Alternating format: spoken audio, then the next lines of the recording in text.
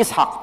Ayat ini juga menegaskan, wa yumer Elohim, Tuhan berkata kepada Ibrahim, kahna et binha et yikhidha asher ahafta et yithak, ambillah putramu satu-satunya, wahai Ibrahim, ambillah putramu yang satu-satunya itu, yang amat engkau cintai, yakni Ishak. Gejala seperti ini, gejala asobiyah seperti ini masih ada nggak sampai sekarang? Siapa mereka? Nggak perlu saya jawab, karena jangan sampai orang menggunakan nasab untuk nasib. Isa sendiri dari kalangan Bani Israel bicara kepada Bani Israel. Beliau berkata, wa mubasysyiram bi rasuli ya'ti mim ba'di ismuhu Ahmad. Dan aku akan memberikan kabar gembira kepada kalian semua, wahai Bani Israel, akan munculnya seorang rasul setelahku yang bernama Ahmad.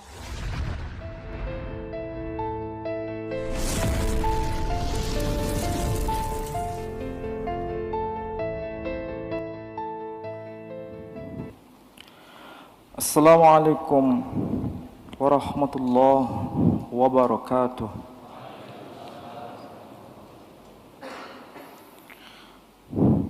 Alhamdulillahi wahdah. Alhamdulillahilladzi arsala rasulahu bil huda wa dinil haqq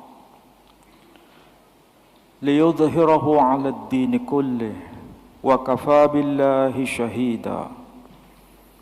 Ashhadu an la ilaha illallah wahdahu la syarika lah wa ashhadu anna Muhammadan abduhu wa rasuluh la nabiyya ba'dah.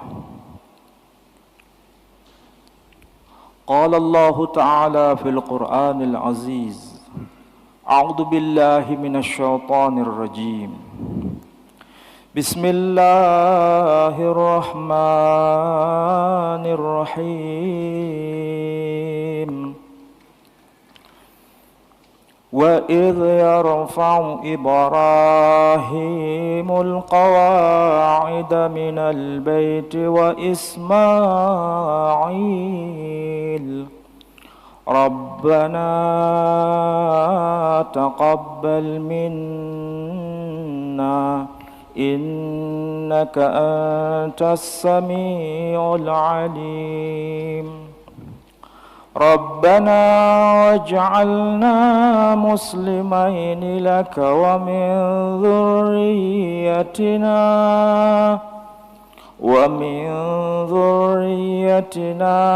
أمة مسلمة لك وأرنا مناسكنا وتب علينا innaka antat tawwabur rahim. Shadaqallahul azim. Bapak Ibu sekalian yang saya hormati, alhamdulillah pada waktu petang ini kita bisa bersama-sama datang di Masjid Ar-Rayyan. Mudah-mudahan kebersamaan kita dalam rangka mentadabbur ayat-ayat Allah, semoga kita menjadi hamba yang semakin bersyukur dan mendapatkan rahmah dari Allah Subhanahu wa taala. Bapak Ibu yang saya hormati, kita akan mencoba membahas ayat yang termaktub di dalam surah Al-Baqarah, surah yang kedua. Surah yang kedua ayat 127 merupakan ayat yang penting untuk dipelajari dalam rangka mendeteksi istilah yang dipakai oleh Allah Subhanahu wa taala berbicara kepada kita. Mufradat, kosakata yang termaktub di dalam Al-Quran ini menjadi semacam kode bagaimana tradisi Timur Tengah yang disebut sebagai peradaban Semitik, peradaban yang kita kenal dengan istilah Samiyah, rumpun Semitik, ternyata mengandung makna yang sangat dalam bila dideteksi dari istilah yang dipakai. Kalau kita cermati di ayat 127, ada dua kata kunci di situ.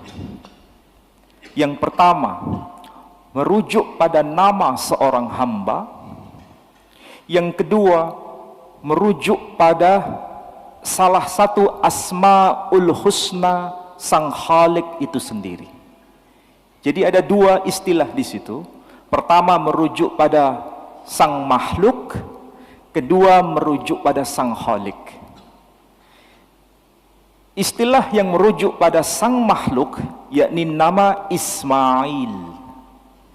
Sedangkan istilah yang merujuk pada sang Khalik yakni As-Sami'.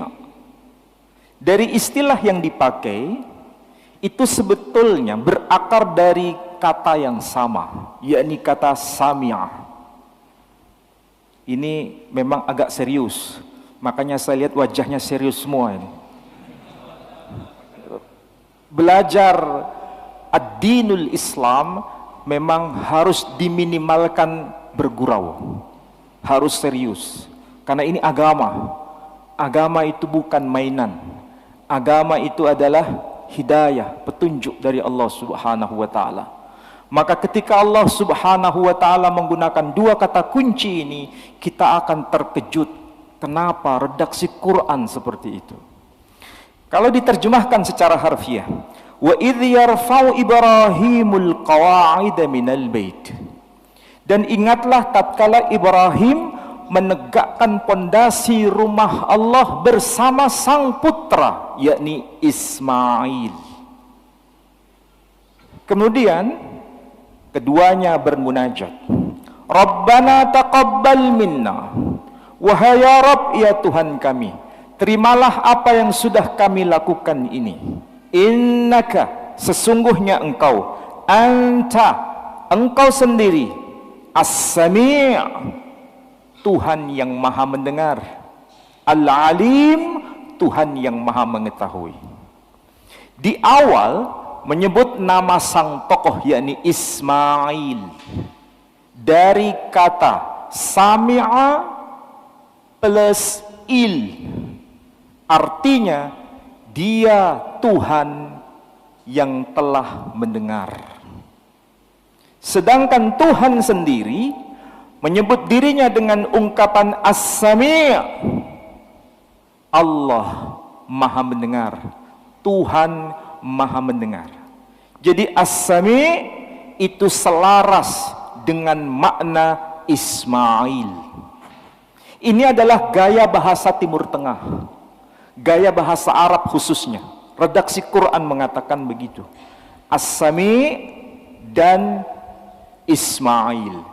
Kalau kita dengar dengan telinga kita, bunyi itu mirip atau berbeda? Sangat-sangat mirip. As-Sami' dan Ismail. Kalau As-Sami' al plus Sami'ah. Tapi kalau Ismail, Sami'ah plus il, dibalik. Kenapa Quran redaksinya seperti ini? Saya tidak bisa mengira-ngira, tapi begitulah redaksi Quran. Nah, kalau sudah kita paham demikian, kemudian di ayat selanjutnya dikatakan, Rabbana waj'alna, wahai ya Rabb, ya Tuhan kami, jadikan kami muslimaini laka, dua orang muslim yang layak di hadapanmu.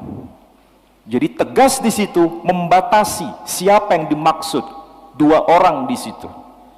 Rabbana waj'alna muslimaini laka, wahai ya Rabb, ya Tuhan kami, jadikan kami berdua orang yang benar-benar muslim di hadapanmu. Berarti yang dimaksud di sini merujuk pada dua tokoh yang dimaksud pada ayat sebelumnya, yakni Ibrahim dan Ismail. Kemudian wa min dzurriyyatina, dan juga dari keturunan kami.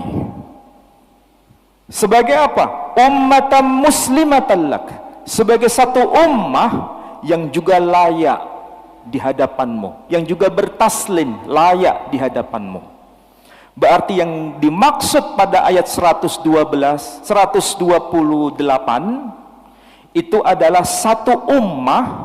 Satu ummah itu bukan merujuk pada satu orang. Satu ummah itu merujuk pada kumpulan banyak orang dari satu generasi ke generasi berikutnya. Itulah yang dimaksud dengan ummah. Dan ummah ini berasal dari dzurriyyatina, dari keturunan kami. Siapa yang dimaksud ini? Merujuk pada keturunan Ibrahim melalui Ismail. Ayat ini jelas tidak bisa ditafsirkan lain.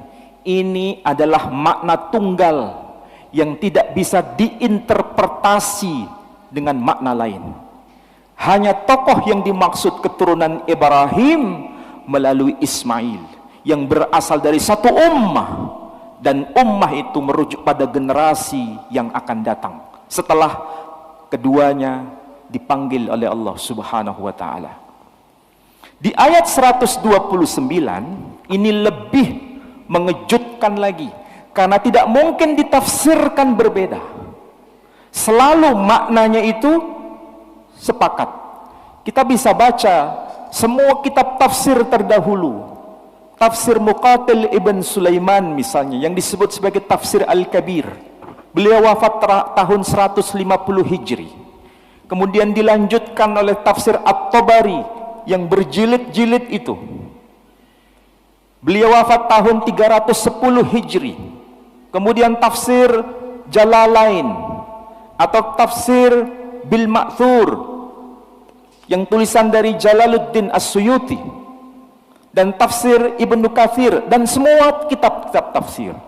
Tidak ada satupun kitab tafsir yang penjelasannya itu berbeda ketika membahas ayat 129 itu.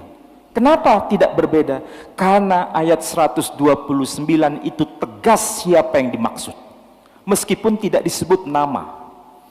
Di ayat 129 disebutkan, Rabbana wab'ats fihim, wahai ya Rabb, utuslah di kalangan mereka rasulan, seorang rasul, minhum, dari kalangan mereka sendiri, yatlu alaihim, yang akan membacakan kepada mereka ayatika, ayat-ayatmu, wa yu'allimuhumul kitab, dan sang rasul itu akan mengajarkan kepada mereka, yakni Alkitab, wal hikmah, dan juga al-hikmah, wa yuzakkihim, dan sang rasul itu akan menyucikan jiwa mereka.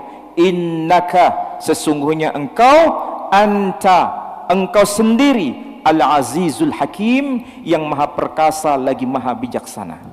Perhatikan ayat 129 ini. Berapa kali ungkapan dhamir hum diulang, dan siapa dhamir hum yang dimaksud itu? Hum dalam bahasa Arab itu tidak merujuk pada satu orang. Hum itu merujuk pada kumpulan orang, dan hum merujuk pada istilah yang dimaksud pada ayat sebelumnya, yakni sebagai ummah, kumpulan banyak orang. Dan itu adalah keturunan Ibrahim melalui Ismail. Dari antara mereka itu akan muncul seorang rasul, karena redaksinya menggunakan istilah rasulan, satu orang rasul. Satu orang rasul itu dari keturunan Ibrahim melalui Ismail, tidak merujuk pada yang lain. Berarti siapa yang dimaksud rasulan di sini? Ternyata semua ahli tafsir, tidak ada satupun ahli tafsir generasi salaf maupun generasi khalaf yang menyebutkan rasul yang dimaksud itu bukan merujuk pada Muhammad sallallahu alaihi wasallam. Semua sepakat satu suara, yakni yang dimaksud adalah khataman nabiyyin Muhammad sallallahu alaihi wasallam. Kenapa mereka tidak ada beda tafsir? Padahal kita tahu kalau bicara kitab tafsir, memahami ayat demi ayat di dalam Al-Quran, ada potensi para ulama untuk berbeda pendapat. Ada potensi. Dalam memahami ayat Quran, ada potensi para ulama memahami ayat itu. Itulah sebabnya ada ikhtilaf. Tapi kenapa ayat 129 ini para ulama generasi terdahulu sampai generasi kita sekarang tidak ada satupun mereka yang berbeda pendapat? Seakan-akan ini suara dari langit yang dipahami bersama. Kenapa? Karena ini urusannya berkaitan dengan akidah. Bukankah akidah itu dibagi dua? Dan itu termaktub di dalam syahadatain yang kita baca. Asyhadu an la ilaha illallah wa asyhadu anna Muhammadan abduhu wa rasuluh. Itulah akidah. Maka tidak ada potensi untuk berbeda. Maka supaya tidak ada potensi untuk berbeda, maka Allah menggunakan kalimat yang sharih, yang tegas, dan tidak bisa ditafsirkan lain. Saya terlalu cepat tidak? Enggak ya? Kok sampai wajahnya serius banget tuh? Relax aja, relax. Yang penting ayat 129 ini meskipun menggunakan kode rasulan, satu orang rasul, tidak menyebut nama, tapi gelarnya yang dimaksud, rasulan. Dan itu merujuk pada keturunan Ibrahim melalui Ismail. Nah, tadi saya sudah menegaskan bahwa Al-Quranul Karim menggunakan gaya bertutur masyarakat Timur Tengah. Dan ini diwakili dengan bahasa Arabnya. Dan tadi sudah saya sebutkan, ada ungkapan kata Ismail dan ada ungkapan kata As-Sami'. Apakah pola seperti ini juga bisa kita temukan pada tradisi lain selain Islam? Jawabannya ya. Tapi bukan dalam konteks bahasa Arabnya, tapi dalam konteks bahasa Ibraninya. Dalam konteks bahasa Ibraninya itu tegas di kitab yang dikenal dengan nama Hamisa Humsetora, 5 buku kitabnya Musa. Kalau saya sebut Hamisa Humsetora, kalau disebut Torah, kira-kira bahasa Arabnya apa? Taurah. Taurah itu kalau kita cermati sejajar dengan istilah Torah dalam bahasa Ibrani. Kalau kita baca karya ulama klasik yang ditulis oleh Al-Imam Jalaluddin As-Suyuti, beliau menulis kitab yang namanya Al-Itqan fi Ulumil Quran. Beliau menjelaskan ada istilah-istilah yang sebenarnya berasal dari bahasa lain kemudian diarabkan dan sudah menjadi bagian dari bahasa Arab itu sendiri, yakni istilah kata Taurah. Bukankah itu istilah yang sering muncul di dalam Al-Quran? Ya. Bukan hanya itu, ada istilah Injil, ada istilah Zabur, ada istilah Taurah. Taurah sejajar dengan istilah Torah. Di dalam Al-Quran, Taurah itu disebut juga Nur, artinya cahaya. Sedangkan istilah Torah itu diambil dari kata Or. Or dalam bahasa Ibrani artinya cahaya. Sedangkan posisi saya di sini yang mengajar disebut sebagai Moreh, orang yang mengajarkan itu. Bendanya disebut Torah, sifatnya Or, cahaya, tindakan mengajar disebut Yara. Dari sisi bahasa kelihatan ada kedekatan makna. Torah, Or, Yara, More. Ini kajian kebahasaan. Dan memang betul, kalau Torah berasal dari kata Or, artinya cahaya, sedangkan di dalam Quran Taurah itu disebut Nur, cahaya. Inilah gaya bahasa Ibrani sejajar dengan bahasa Arab itu sendiri. Nah, kalau di dalam Quran berkaitan dengan Ismail, ada ungkapan kata Ismail dan As-Sami', sedangkan dalam kitab Torah itu redaksinya berbunyi begini. Kalau Sefer Bereshit atau kitab Kejadian pasal 17 ayat 20, kalau ingin memahami secara cermat lebih baik dicatat. Kenapa dicatat? Karena nanti dikonfirmasi, ditanyakan, betul tidak bunyinya kayak begitu. Kadang-kadang kita ini sebagai mustami' menjadi pendengar, percaya 100% pada orang yang bicara di depan. Seakan-akan yang bicara itu nabi. Maksum, tidak mungkin keliru. Padahal bisa jadi Anda dibohongi. Iya kan?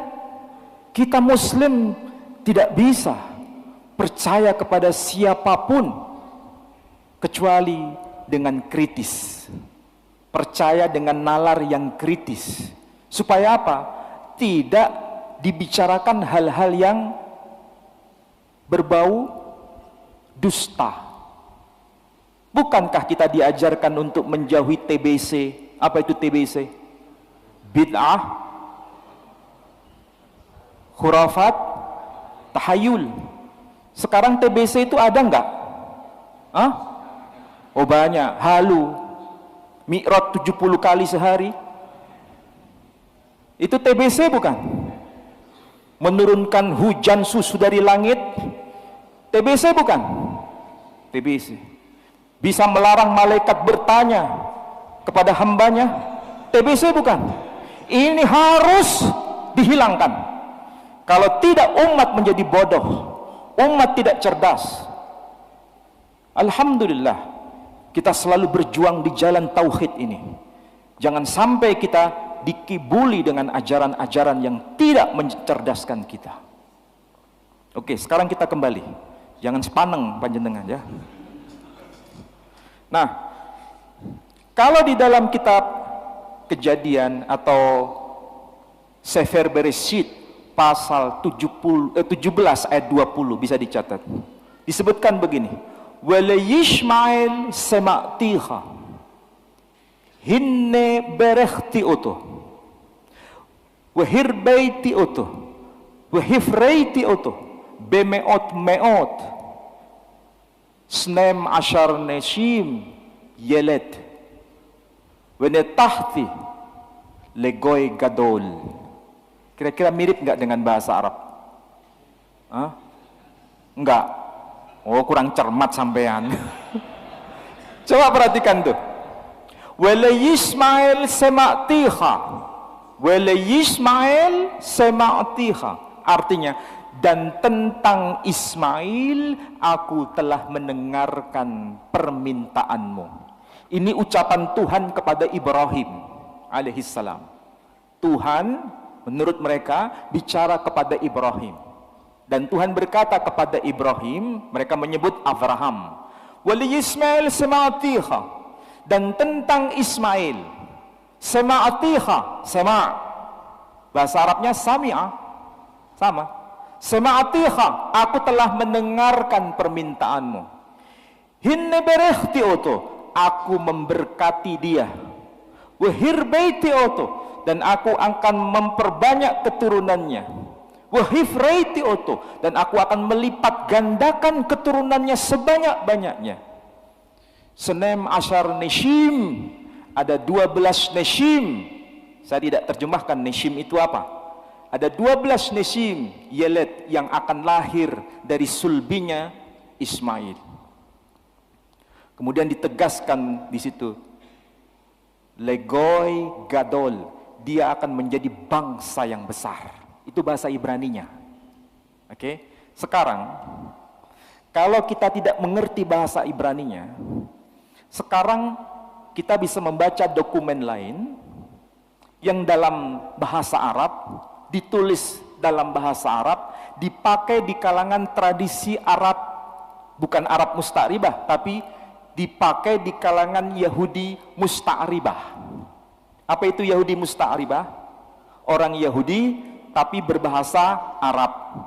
Orang Yahudi bertutur dalam bahasa Arab. Orang Yahudi yang menggunakan tradisi Arab, berperadaban Arab. Itu yang disebut Yahudi Musta'ribah.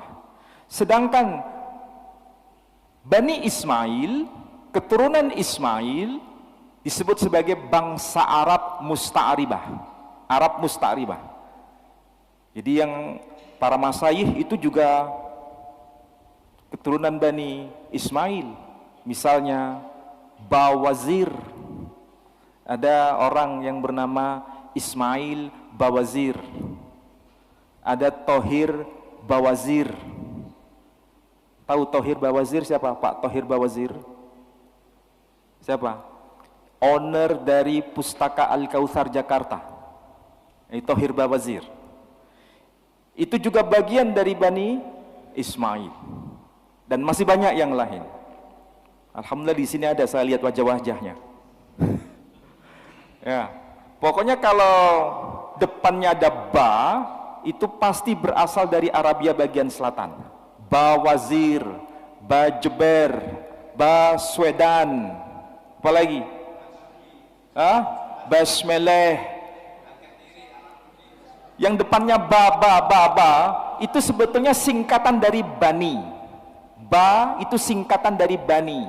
Jadi Ba Wazir berarti Bani Wazir. Ba Jeber Bani Jabar. Ba Swedan Bani Swedan. Itu kode sebetulnya. Ya, kalau disebut kode paham maksud saya. Jadi Bani Ismail itu besar. Makanya Bani Ismail dalam kitab yang saya bawa ini, itu dokumen yang paling awal, kitab Taurat diterjemahkan dalam bahasa Arab oleh seorang rabi yang namanya Rabbi Sa'adia Gaon. Rabbi Sa'adia Gaon itu lahir tahun 882 Masehi, meninggal tahun 942 Masehi. Atau Hijriahnya lahir tahun 269 Hijri, meninggal tahun 331 Hijri. Berarti ini masuk abad ketiga dan keempat, ya, abad ketiga akhir dan abad keempat awal. Kita tahu ini adalah masa gemilang era Islam, masa gemilang era Islam. Imam Bukhari sudah eksis. Artinya apa? Ini merupakan bahasa bersama, bahasa Arab yang dipahami bersama, baik mereka yang disebut Arab Musta'ribah maupun Yahudi Musta'ribah. Mereka menggunakan bahasa yang sama, dipahami secara bersama. Ternyata teks Ibrani tadi diterjemahkan demikian. Mungkin saudara akan kaget ini karena menggunakan istilah kunci. Di sini disebutkan begini. Wa fi Ismail qad sami'tuka.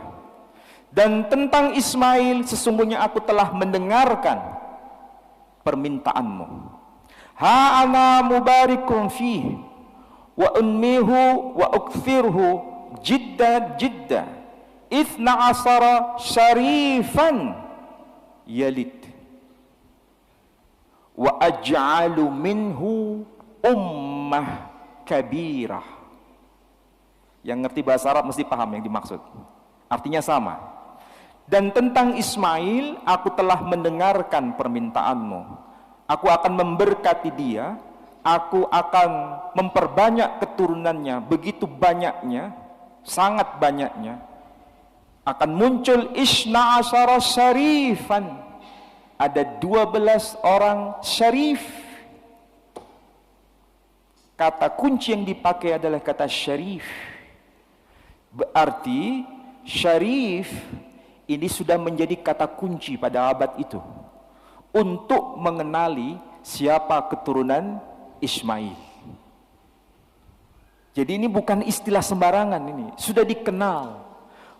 Ini yang dimaksud dokumen eksternal. Bukankah kita ini mengenal istilah apa itu? Syarif dan sayyid. Ada istilah itu. Ya, tapi istilah ini sudah dikenal semenjak masa awal. Dan itu tidak hanya merujuk pada satu kelompok, tapi merujuk pada semua keturunan Ismail. Disebut syarifan.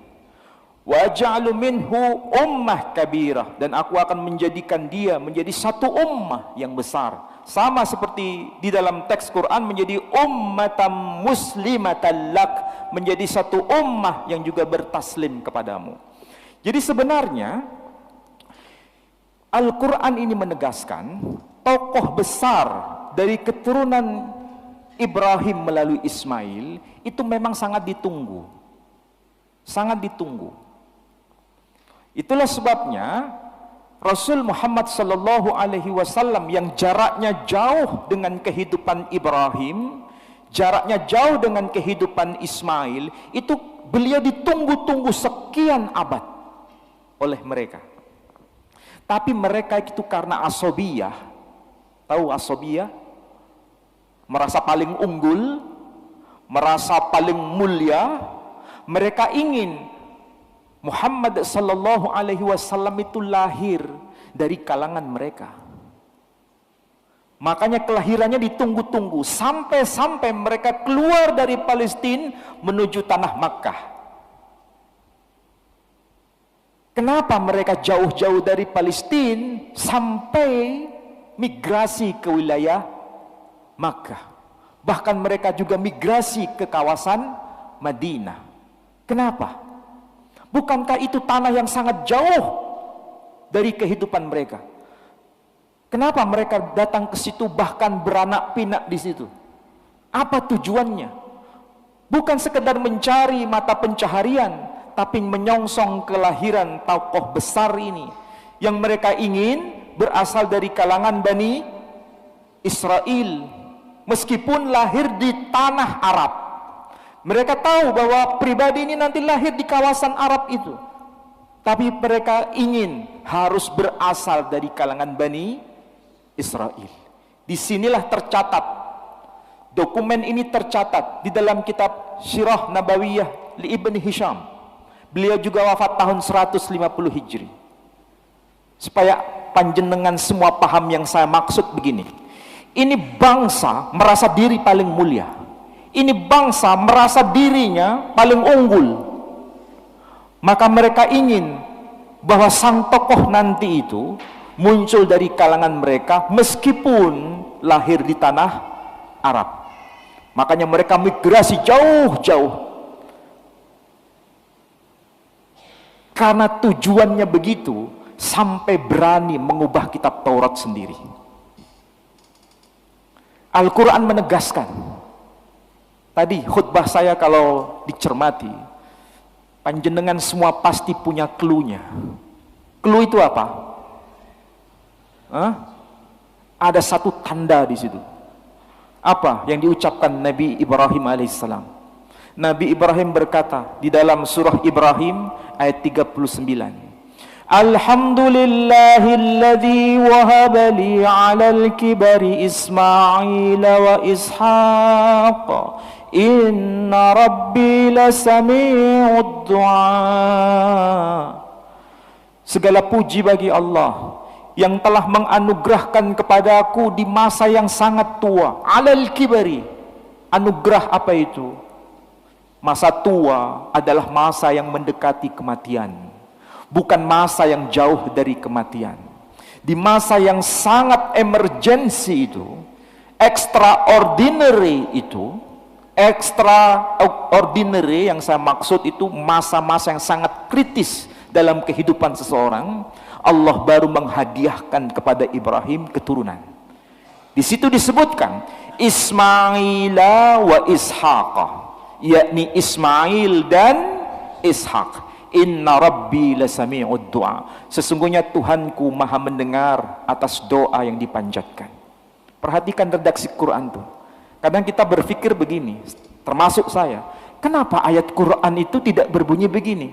Alhamdulillahilladzi wahaba li 'alal kibari Ishaq wa Ismail inna rabbi lasami'ud du'a. Kenapa redaksinya tidak berbunyi begitu?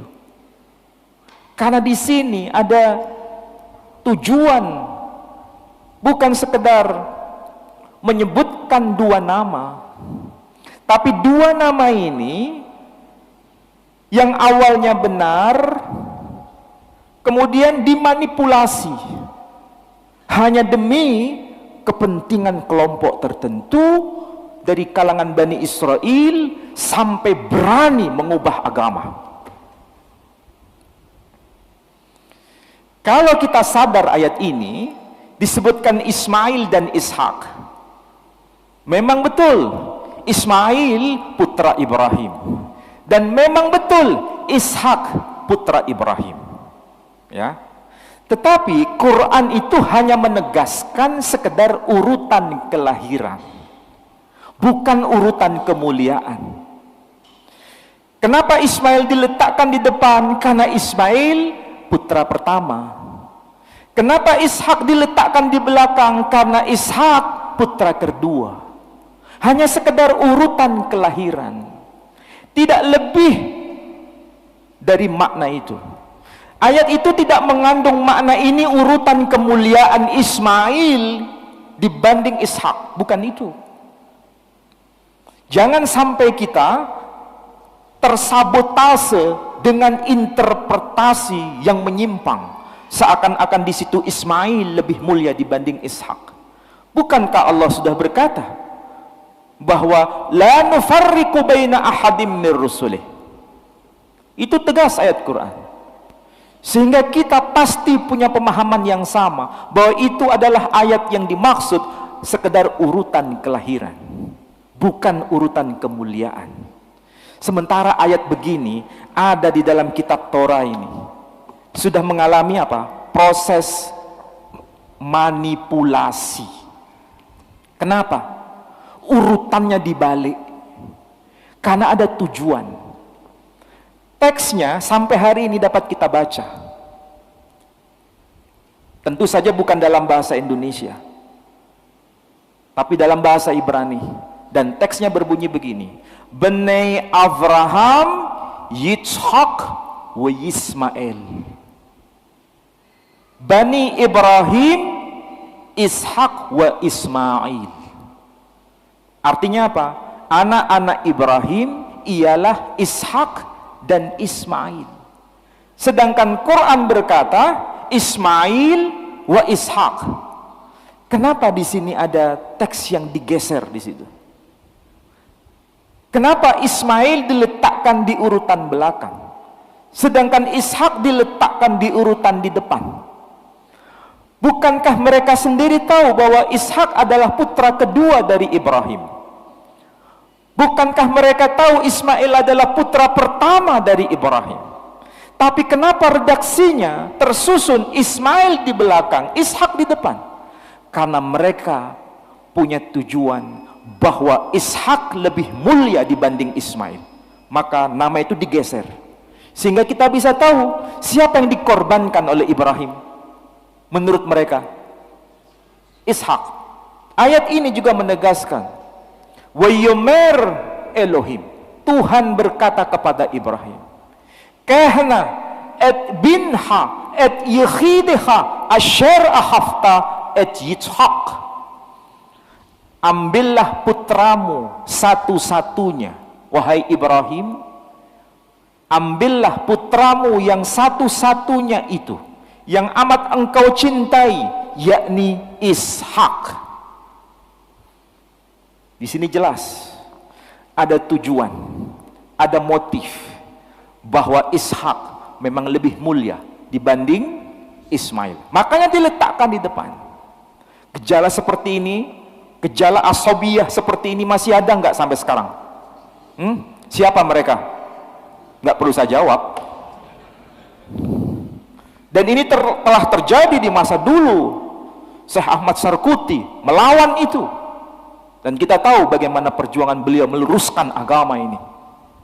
Karena jangan sampai orang menggunakan nasab untuk nasib. Dan ini berbahaya. Agama kita ini agama yang lurus. Agama kita ini agama yang diterima oleh manusia modern. Tidak ada kasta dalam Islam. Tidak ada mana urutan pertama yang mulia, mana urutan kedua yang tidak mulia. Semua sejajar. Dan Nabi sendiri yang mengajarkan. Bahkan Nabi sendiri berkata, seandainya Fatimah mencuri, maka aku akan yang memotong tangannya sendiri.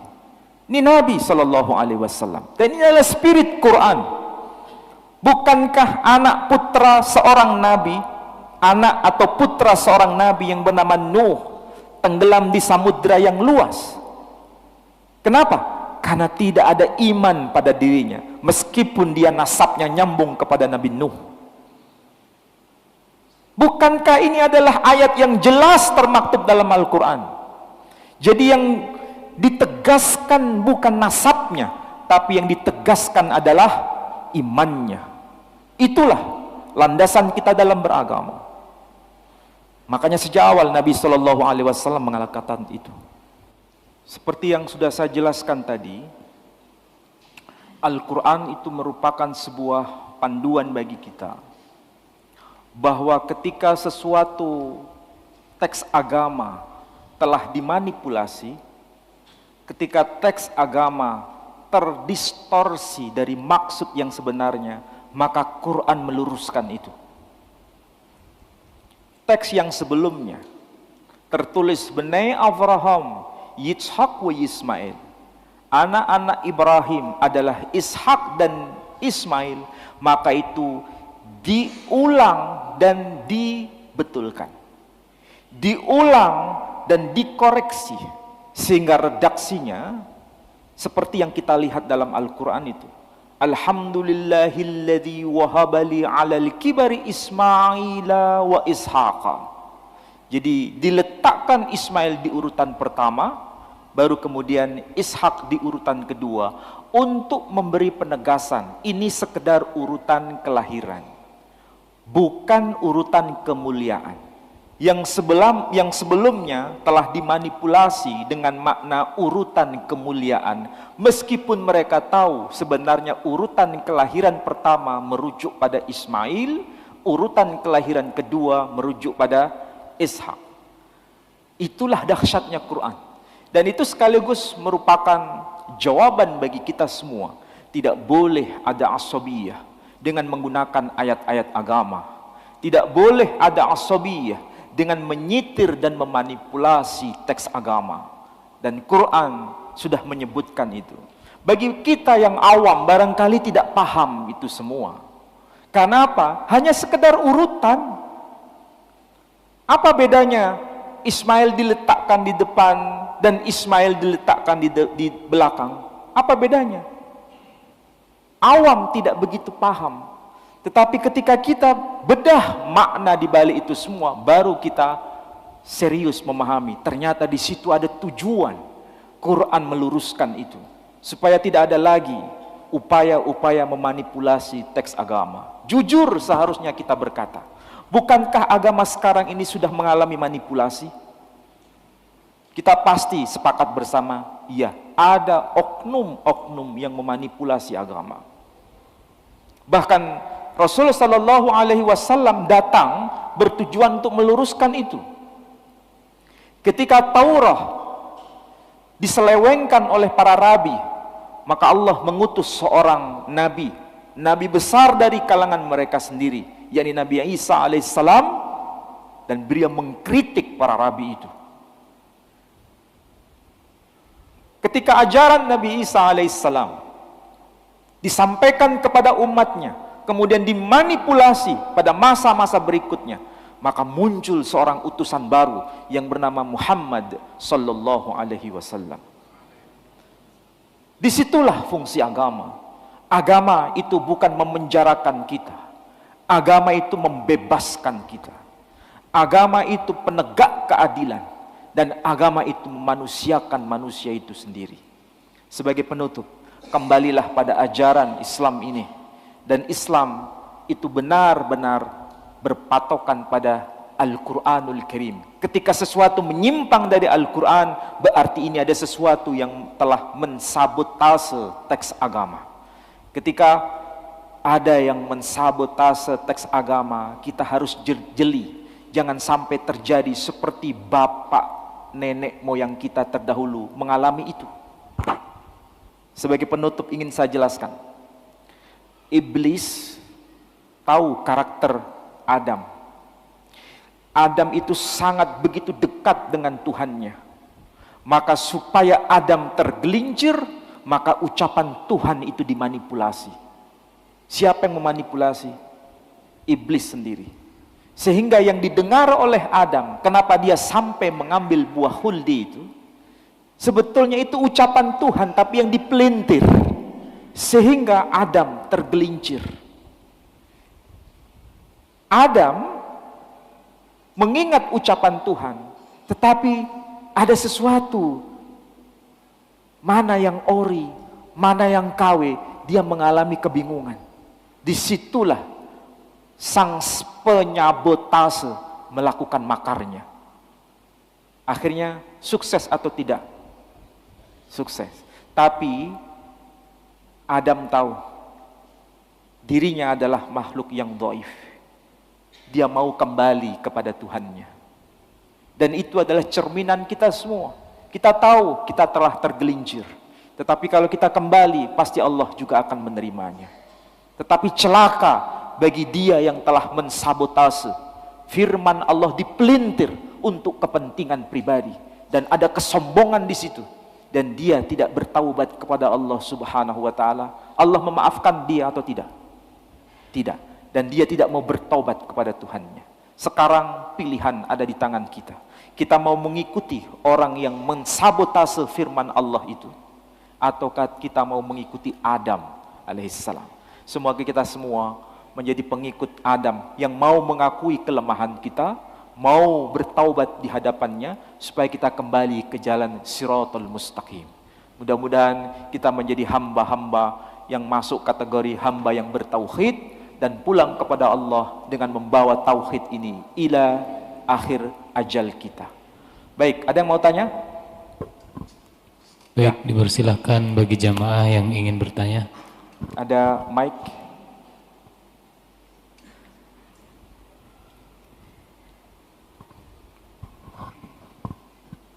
Bismillahirrahmanirrahim. Assalamualaikum warahmatullahi wabarakatuh. Terima kasih waktunya. Mohon izin bertanya Pak Ustadz. Tadi sudah sampaikan bahwa Al-Baqarah ayat 129 itu ada pesan dari Allah kepada Nabi Ibrahim akan muncul dari pemimpin dari umatnya atau keturunannya. Dari ahli tafsir semua merujuk bahwa mereka itu adalah Muhammad Rasulullah SAW. Bahkan juga pada zaman Nabi Isa pun juga muncul seperti itu. Ada pesan Allah akan muncul kalangan Rasul seperti itu. Dari tafsir ulama, maaf, apakah ada pesan apa dari Allah yang jauh-jauh, mungkin ratusan tahun sudah disampaikan pada Nabi Ibrahim dan Nabi yang lainnya ini, akan munculnya pemimpin Rasulullah ini. Sekian, terima kasih. Assalamualaikum warahmatullahi wabarakatuh. Waalaikumsalam warahmatullahi wabarakatuh.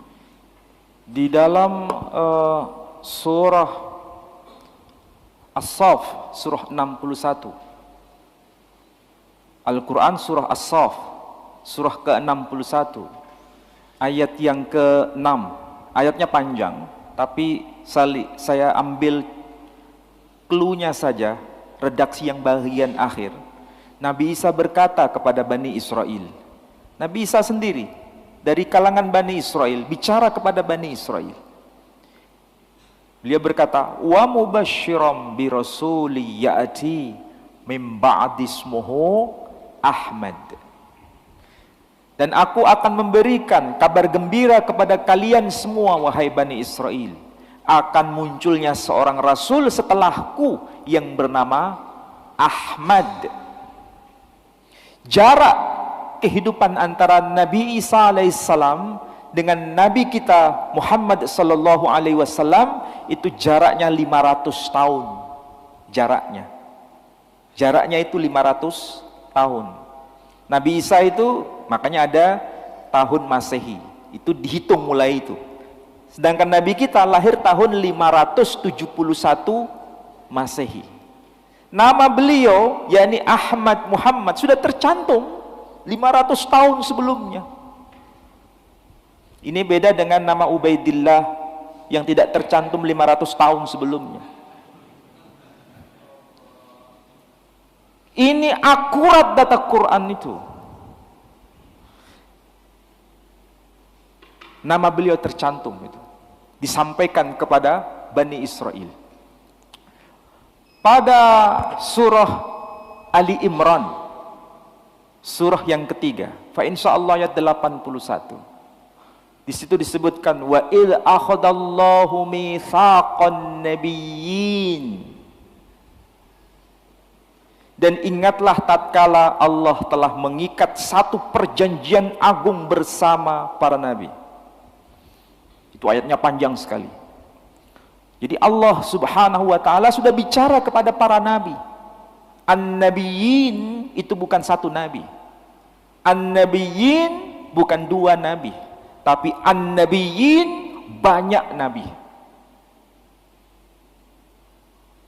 Berapa jumlah para nabi di dalam kitab-kitab hadis?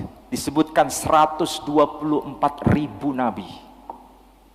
Jumlah totalnya. Itu bukan jumlah yang sedikit.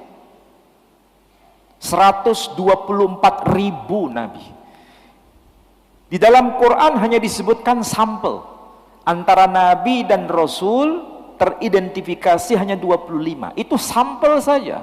Kalau seandainya semua para nabi disampaikan di dalam Al-Quran, kira-kira tebalnya Al-Quran berapa itu jumlah halamannya? Hanya sampel saja. Tapi cukup dengan bahasa sederhana, redaksi sederhana, dengan ungkapan yang sangat tegas.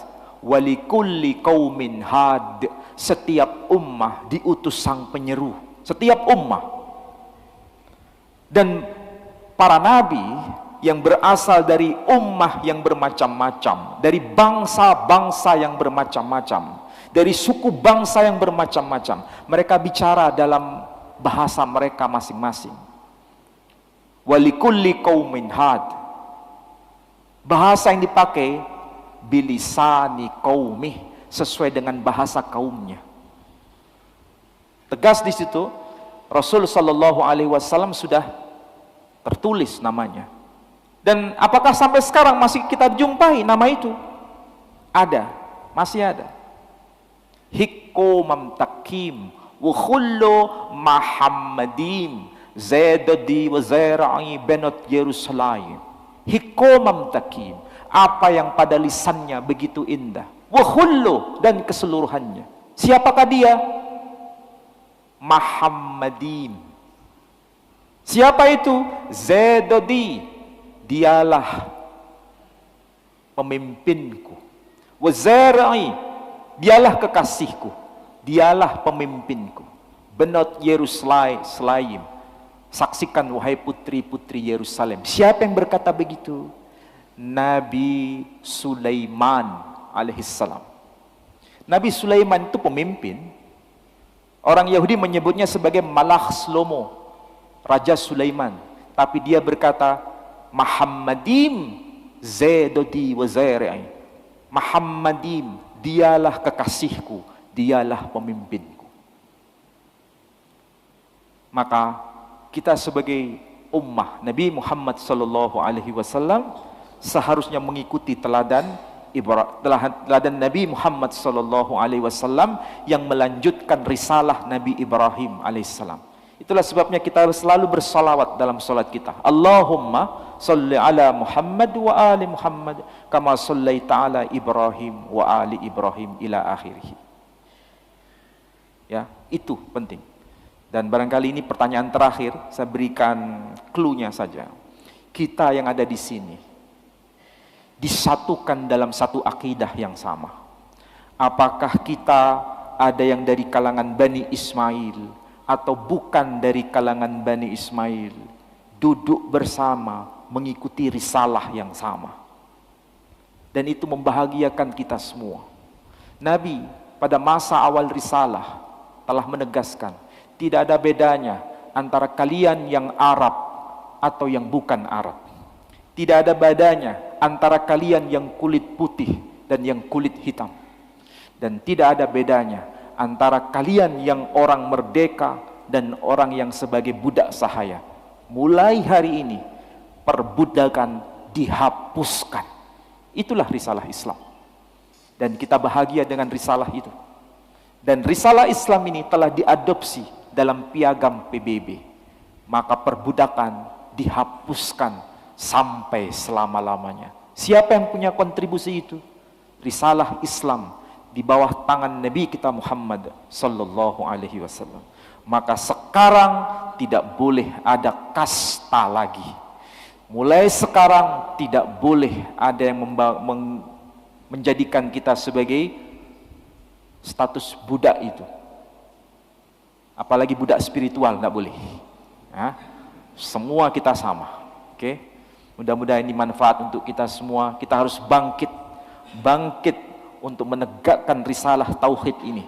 Jangan sampai suara kebenaran itu dibungkam. Saya tidak bisa bersuara di ruangan tertutup.